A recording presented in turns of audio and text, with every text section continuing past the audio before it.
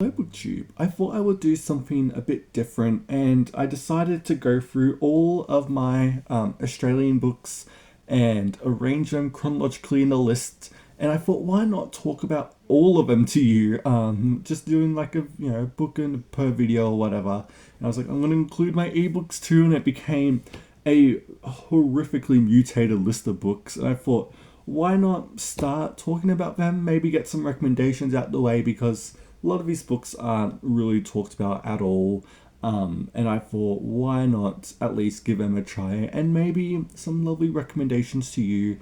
And so, where do we start with a big list? Because I have a lot of books, and I thought the oldest one I have, because I don't have much Indigenous stuff, I'm still on the hunt for Dark Emu. I'll find out eventually. But the oldest Australian themed book I have is James Cook. I recently brought the Penguin edition of Captain Cook's journals here, and I don't know why I brought this really. I went on a bit of a Cook binge because I love my journals. I find them really interesting, and I was like, why not read his journals and obviously do the books that he wrote and wrote about his first two journeys as well. So I decided to do that. That would be fun. And I did. And I really thoroughly was shocked by how much I enjoyed it because travel writings and all that tend to be, I like them personally, but I get how they can be a bit dry, a bit tedious, and a bit boring. I found the ebook of Project Gutenberg, all of Cook's journals, because he was a furious writer. He, on all of his journeys, this man wrote everything down. And Cook done a lot in his time too, from the late 1760s, I believe, to like the 1779 when he was killed. He mapped out the entire Pacific Ocean. Obviously, traveled down to New Zealand and charted that out, and also Eastern Australia. Went all the way. He nearly went to the Antarctic, but he also, crossed the Antarctic Circle and all that stuff. Like massive, big achievements for humankind at the time. Again, we're in the 1700s, and he's I've always liked. There's this great introduction I read about Cook years and years ago. I can't remember what it was for, but it's always stuck with me in that he was very much like an astronaut for Earth, in that he was searching around and really mapping out these places where no humans had ever really gone before, especially when you get lower to those more Arctic waters and all that stuff. I just found that a really interesting way to describe Cook. And I kind of feel like, in a way, he's kind of been misremembered, in that he isn't as much of a brutal person to natives as you'd imagine he is. I think he's not compassionate, as you'd imagine, but he's definitely not rude.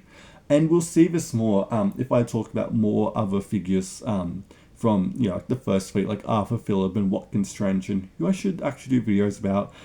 He was very much, they're doing their own thing, but he's like, let me tell you about this lovely fruit I found in New Zealand. And it's like really funny. It's very much just white people traveling, and I kind of love that. I would say, as a recommend, I don't know if I recommend Cook's journals. I would say definitely check out the books he wrote about his two voyages. The first two he wrote, they're very interesting. I'm amazed that Penguin actually doesn't do a collection of those two books rather than just do his journals. Again, this is edited, so you're pretty much just getting the highlights. I did flip through this and I read the introduction and notes, and I really enjoyed it. I don't know if Cook's taught in schools as much anymore, but I think this will be a lovely resource just to have. Again, Cook's very tedious. I still wouldn't call him, when it comes to early like journals and diaries of Australian history, the best.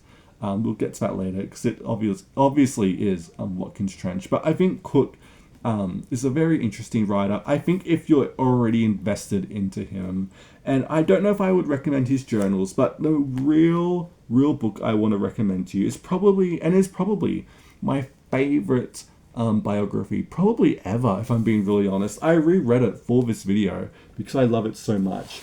And this is honestly, if you're gonna do Cook, this is the best book to have on him, to really understand him. And it is The Life of Captain James Cook by J.C. Beaglehole here. This, I don't think, is in print anymore, but you can find the ebook and all that stuff. Find it secondhand. and it is insanely big.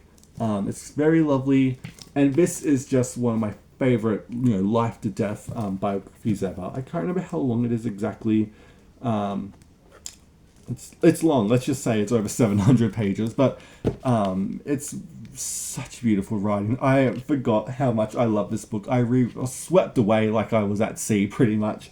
And Cook was a very, again, interesting person. He went on his journeys before he became the captain of his ship and all that. He was very young, but he worked his way to the top pretty much.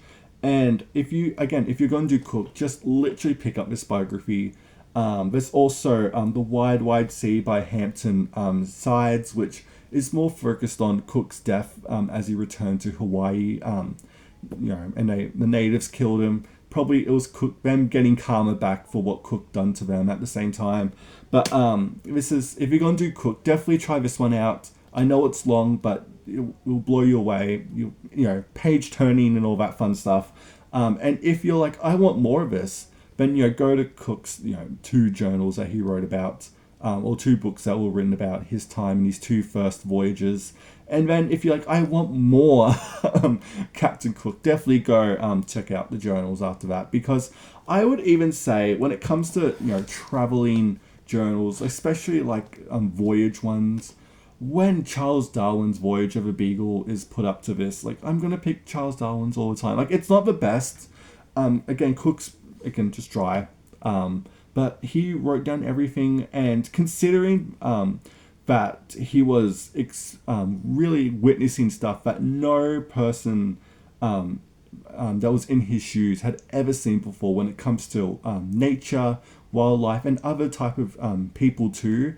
I think it's just really fascinating, and we'll see that more if I talk about Arthur Phillip and all that stuff. But I was really just taken back by how much I really enjoyed Captain Cook, and I think if you're interested in doing travel voyaging journals and obviously biography too, definitely check out Cook. Again, he's one of the most famous explorers for a reason. He done so much when you think about the technology and years it took to travel too. All this not all together again, but considering how long he spent traveling, it's kind of insane. But yeah, check out the Penguin too. But definitely, this is pretty much turning into a bit of a recommendation for this biography here. But it is essential reading. It should be on my mandatory books to read list at some point.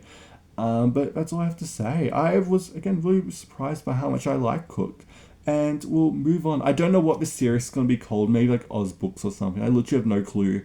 But in terms of who we're doing next, if I want to plan this out, I want to do my retrospective on Arthur Phillip, because that man went through so much. But who knows, I'll get to it eventually or whatever. But yeah, have you read anything about Captain Cook? Have you done a biography? Have you read his journals? Have you a nerd? Have you read any about his voyages? Let me know in the comments. And yeah, thank you so much for watching BookTube, and I will see you next time.